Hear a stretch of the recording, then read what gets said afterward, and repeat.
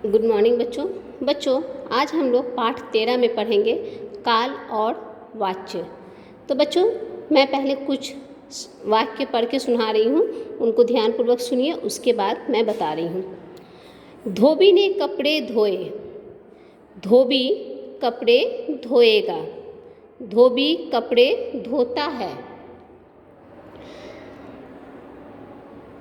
उपयुक्त लिखित तीनों वाक्यों में पहला वाक्य बीते हुए समय का है, दूसरा वाक्य वर्तमान का है तथा तीसरा वाक्य आने वाले समय का बोध कराता है। अतः उपयुक्त तीनों वाक्यों से काल के तीनों रूपों के विषय में पता चलता है। मतलब बच्चों क्या है कि ये जो तीनों मैंने वाक्य अभी पढ़ के सुनाया, इससे हमें काल के तीनों रूपों का पता चलता है।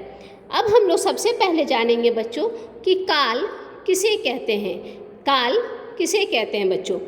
तो क्रिया से कार्य करने या होने के जिस समय का बोध होता है, ध्यान दीजिए, क्रिया से कार्य करने या होने के जिस समय का बोध होता है उसे क्रिया का काल कहते हैं। उसे क्या कहते हैं बच्चों? क्रिया का काल कहते हैं। तो अब हम लोग जानेंगे कि काल के भेद। काल के कितने भेद हैं बच्चों? तो काल के 3 भेद होते हैं। काल के कितने भेद होते हैं? 3 भेद। देखिए अब काल के 3 कौन कौन से भेद होते हैं। पहला होता है वर्तमान काल। आप लोग जानते ही हो कि पहला काल हमारा जो होता है वो होता है वर्तमान काल। उसके बाद होता है बच्चों भूतकाल। क्या होता है? भूतकाल। फिर भविष्यत काल। काल के 3 रूप होते हैं बच्चों। काल के कितने रूप होते हैं? तो 3 रूप होते हैं। क्या क्या? वर्तमान काल, भूतकाल, भविष्यत काल।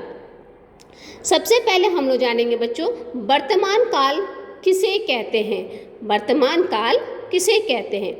जो समय अब चल रहा है, मतलब बच्चों अभी जो समय चल रहा है उसे हम लोग वर्तमान काल कहते हैं।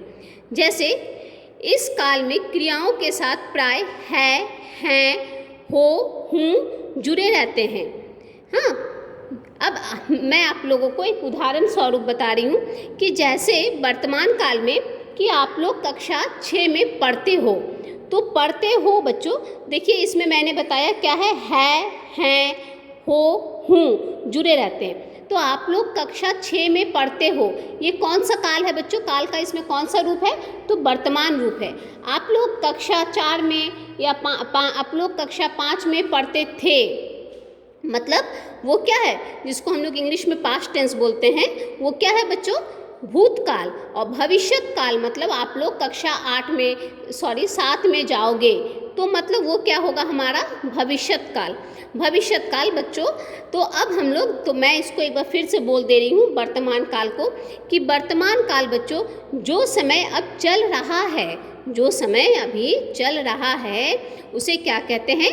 वर्तमान काल कहते हैं। जैसे इस काल में क्रियाओं के साथ क्या होता है बच्चों? इस काल में क्रियाओं के साथ प्राय है, हैं, हो, हूँ जुड़े रहते हैं। जैसे वह प्रतिदिन क्रिकेट खेलता है, वो प्रतिदिन क्या करता है? क्रिकेट खेलता है। हम लोग आज घूमने जा रहे हैं, मैंने बोला है, हैं।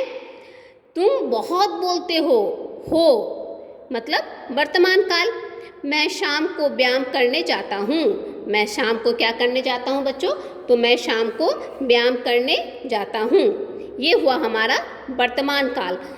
परिभाषा के साथ हमारे उदाहरण भी दिए गए हैं वर्तमान काल का। अब हम लोग जानेंगे बच्चों भूतकाल। भूतकाल के बारे में बच्चों, जो समय पहले बीत चुका है, जो समय पहले बीत चुका है उसे भूतकाल कहते हैं। उसे क्या कहते हैं बच्चों? भूतकाल कहते हैं। इस काल की क्रियाओं के साथ था, थी, थे, थी शब्द आते हैं। मैं फिर से कह रही हूँ, ध्यान दीजिए, जो समय पहले बीत चुका है उसे भूतकाल कहते हैं। इस काल में क्रियाओं के साथ था, थी, थे, थी शब्द आते हैं या क्रियाएं अक्रांत, इक्रांत और उक्रांत होती हैं। जैसे हमने ये पाठ पढ़ लिया, हमने ये पाठ पढ़ लिया। वे लोग कल आ गए थे, है ना? थे। तुम कल इस समय रो रहे थे। भविष्य भूतकाल, उसने एक सुंदर कार्ड बनाया। तो बच्चों ये क्या है? भूतकाल। भूतकाल का क्या है कि जो समय पहले बीत चुका है उसे हम लोग क्या कहते हैं? भूतकाल कहते हैं। भविष्यत काल, भविष्यत काल का बच्चों उदाहरण है, भविष्यत काल को हम लोग कहते हैं बच्चों जो समय आने वाला है, मतलब जो समय आने वाला है उसे हम कहते हैं भविष्यत काल कहते हैं। इस काल में क्रियाओं के साथ क्या होता है? में, गा, गी, गे जुड़े रहते हैं। जैसे आज स्कूल में निबंध प्रतियोगिता होगी, है ना, गी। तो ये हमारा हुआ भविष्यत काल का उदाहरण। तुम्हें मेरी शर्त माननी पड़ेगी, तुम्हें मेरी शर्त माननी पड़ेगी मतलब गी है। अलीगढ़ के लोग, देखिए यहाँ पर भी गी का है, मैं यहाँ बताइए अभी गी। अलीगढ़ के लोग नुमाइश देखने जाएंगे, यहाँ गे है बच्चों, तो ये है भविष्यत काल का उदाहरण। अमर उजाला आज नहीं आएगा, तो आएगा, गा है, तो ये हमारे हुए भविष्यत काल। निम्नलिखित वाक्यों को पढ़िए। इसको बच्चों पढ़ना है आप लोगों को, क्या देखिए पढ़ के समझिए। वह समाचार पत्र पढ़ती है, वह समाचार पत्र पढ़ती है। मेरा स्कूल का काम पूरा हो गया। अब मुझसे ये दूध नहीं पिया जाएगा। उपयुक्त वाक्यों से ज्ञात होता है कि पहले वाक्य में कर्ता की प्रधानता है, दूसरे वाक्य में कर्म की प्रधानता है और तीसरे वाक्य में क्या है बच्चों कि भाव की प्रधानता है। हाँ, अब ध्यान दीजिए, क्रिया के जिस रूपांतर से ये जाना जाए कि वाक्य में क्रिया के विधान का मुख्य विषय कर्ता या कर्म अथवा भाव, उसे वाच्य कहते हैं। हमारा जो दूसरा ये है वो क्या है बच्चों? वाच्य। तो देखिए वाच्य के कितने भेद होते हैं बच्चों? तो 3 होते हैं। कितने होते हैं? 3। कृतवाच्य, कृतवाच्य में होता है जिस वाक्य में क्रिया कर्ता के लिंग और वचन के अनुसार होती है वो वाच्य कृतवाच्य में होता है। जैसे राधा गीत गाती है, राधा क्या करती है? राधा गीत गाती है। सीना ने अपने सभी पुराने कपड़े उठा कर रख दिए हैं। अर्जुन की माँ आ रही है।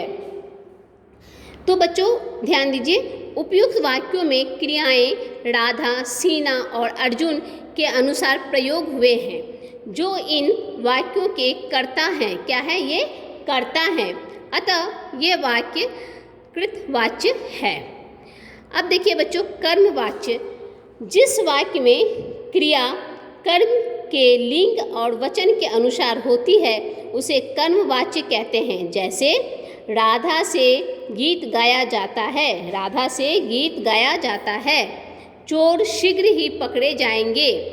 बड़ाई द्वारा मेज़ें बना दी गई।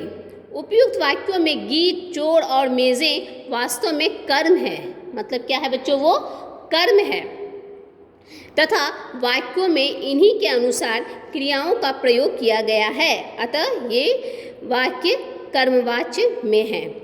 ठीक है, कर्मवाच्य में केवल बच्चों सकारात्मक क्रियाओं का ही प्रयोग होता है। ठीक है, अब ध्यान दीजिए बच्चों, भाववाच्य, जिस वाक्य में क्रिया कर्ता या कर्म के लिंग या वचन के अनुसार नहीं होती वरन वाक्य के भाव के अनुसार होती है, वो वाक्य क्या होता है ना बच्चों? होता है, जैसे वह वाक्य क्या होता है? भाववाच्य में होता है। जैसे अब उससे नाचा नहीं जाएगा, अब उससे नाचा नहीं जाएगा। इतना अत्याचार सहा नहीं जाता, आज मुझसे देखा नहीं गया। उपयुक्त वाक्यों में क्रिया का प्रयोग कर्ता या कर्म के अनुसार नहीं हुआ वरन भाव के अनुसार हुआ है, अतः ये वाक्य भाववाच्य के हैं। ठीक है बच्चों, अब देखिए हमारा जो ये पाठ है ये काफ़ी छोटा पाठ था। तो इस पाठ में हम लोगों ने आज देखा बच्चों कि पहले हम लोगों ने जाना काल के बारे में कि काल क्या है। तो आप लोग जानते ही हो कि काल उसे कहते हैं, काल उसको कहते हैं जो मतलब क्रिया से कार्य करने या होने के जिस समय का बोध होता है उसे हम लोग काल कहते हैं।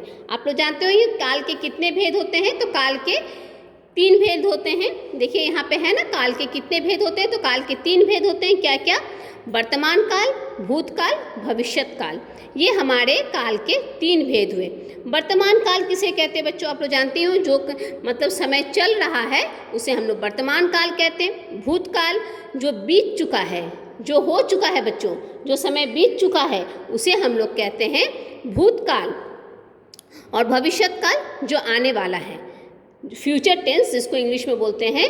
तो बच्चों जो आने वाला समय है उसको हम लोग भविष्यत काल कहते हैं। उसके बाद बच्चों आप लोगों ने आज जाना कि वाच्य के भेद, क्यों उसके वाच्य के कितने भेद होते हैं? 3 भेद होते हैं। क्या क्या? कृतवाच्य, कर्मवाच्य और भाववाच्य। ठीक है बच्चों, तो इसमें इस पाठ में हम लोगों ने काल और वाच्य के बारे में जाना। ठीक है बच्चों, आगे की वीडियो में मैं इसी पाठ का प्रश्न उत्तर आप लोगों को बताऊंगी। धन्यवाद।